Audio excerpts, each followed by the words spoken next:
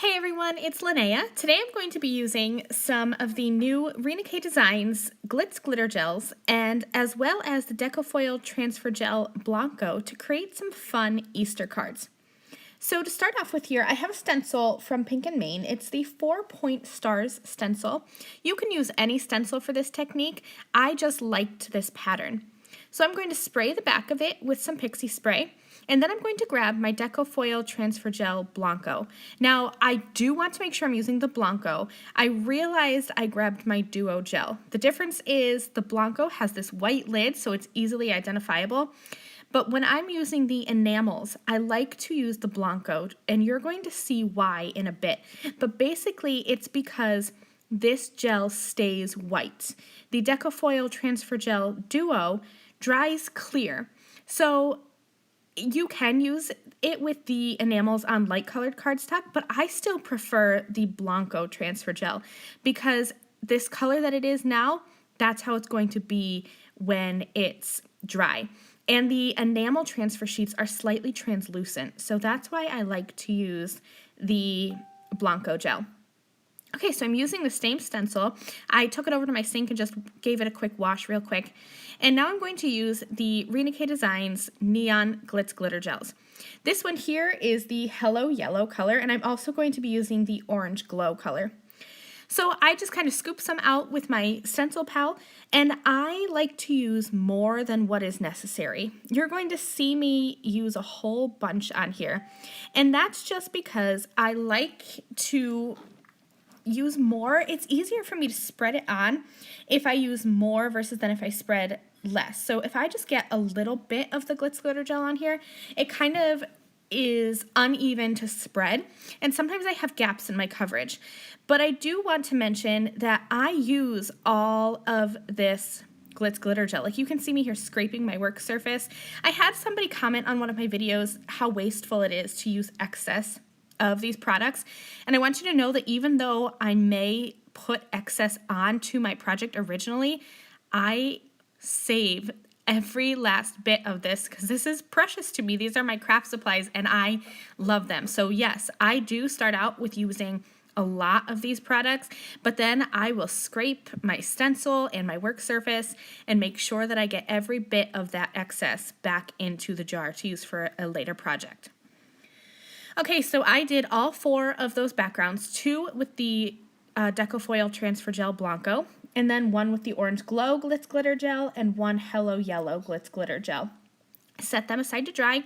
They don't take long.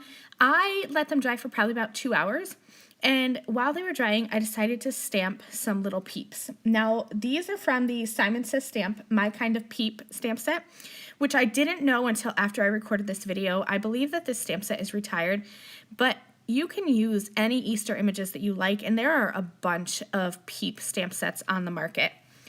So what I'm using are the Rina Designs Neon Electro-Pop inks, and I'm basically stamping all of these little peeps down with one color here, like you see me using the Orange Glow, and then I'm going to go in with a slightly darker color of ink. So I'm using Pop and Pink now, and inking up the bottom 3/4, and then I'll come in with a microfiber cloth and just dab where the edge of that ink line is so that I don't have any harsh lines.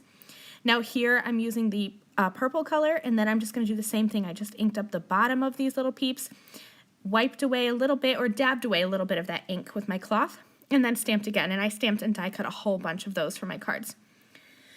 So my backgrounds are all done. You can see how shiny and glittery those are. And here is why I love to use the Blanco gel, because this stays white.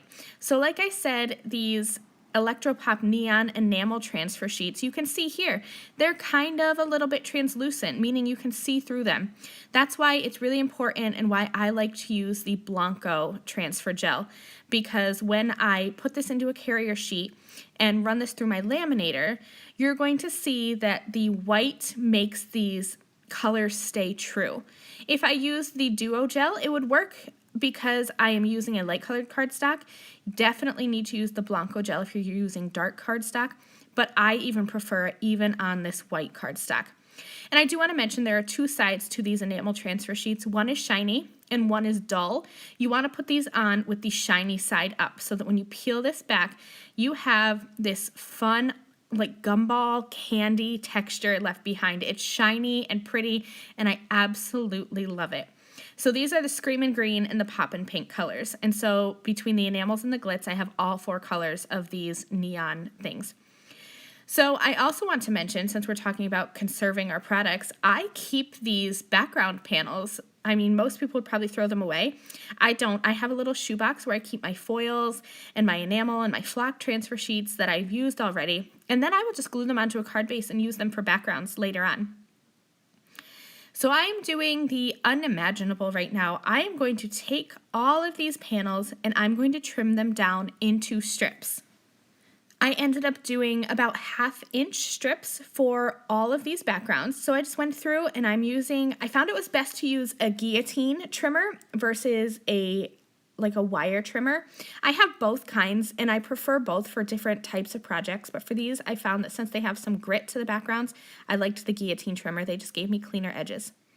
So now I have a bunch of strips and I trimmed down about 1/2 inch from them, and I am going to start with one background and do a paper weaving technique. This was the card that I intended to make, but when I was done, I had a lot of strips left over, so you're going to see me actually make a couple different cards. But for this first one, I'm kind of doing like a basket weave background. So I have 6 of the strips lined up vertically on my work surface, and then I'm going to take another strip and lay it horizontally, and what I'm going to do is go over one strip, under the next, over, under, over, and under, until I have a weaved pattern. Then I'm going to grab another strip and I'll go opposite. So for this first strip with the Poppin' Pink enamel on the left, I went over it with my first horizontal strip.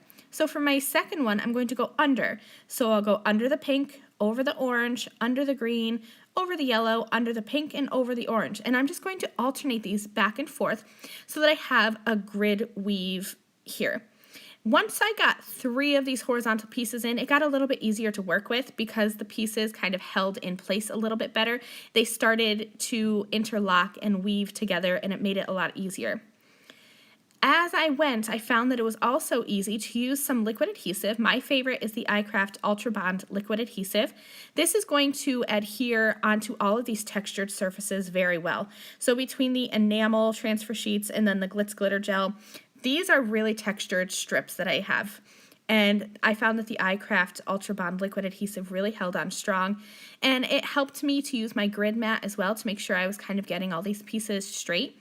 And so I would just kind of lift up these strips and glue them down, and then I would just keep moving on, weaving those strips in and over and under until I had this little square weaved pattern. Once I had that done and I had those little dots of glue in place, I put my mini Misti on top of it and set it aside. You can see it there at the top of my work screen. Just something heavy to put on there as it dried. Now, like I said, I had a lot of strips left over, so I'm going to take some of them and just kind of trim them down to different lengths. One I have a little bit taller and one a little bit shorter, and then I'm going to alternate these across my card, having these vertical stripes with all these different patterns. And all I'm doing is I have one pattern of glitz and then one pattern with the enamel, another pattern with glitz, another pattern with the enamel. I'm not really going in rainbow order at all. I'm mostly just trying to alternate the different textures of the background strips. So now I have all my cards done. I did do one other one that I did off camera. Instead of doing vertical strips, I just did horizontal. Same thing, just a different direction. Here is my weaved background, and I absolutely love how this looks like a little Easter basket. This is one of my favorite techniques to do because it's simple and it's a way to bring a lot of different colors into your background. I added foam squares from Gina K Designs onto the backs, just where the actual little squares kind of met up in the back. And so I mounted that onto my card with some of those foam squares. I have all my little peeps, and I do want to mention that as I was stamping, the inks dry and they kind of even out. So you can see the ombre stamping here, and there's no harsh edges. I love how these neon peeps turned out. And there are 3 different sizes, so I'm just kind of building little groups or little families of peeps, and I'm going to glue them onto my cards using iCraft Ultra Bond liquid adhesive, as well as those Gina K Designs foam squares for dimension. Here are all 3 of my cards. I really hope you love these bright, happy, neon Easter cards using the enamel transfer sheets with the Deco Foil Transfer Gel Blanco, as well as the new Rina K Designs Neon Glitz Glitter Gels. Thank you guys so much for watching. I will see you again very soon. Bye!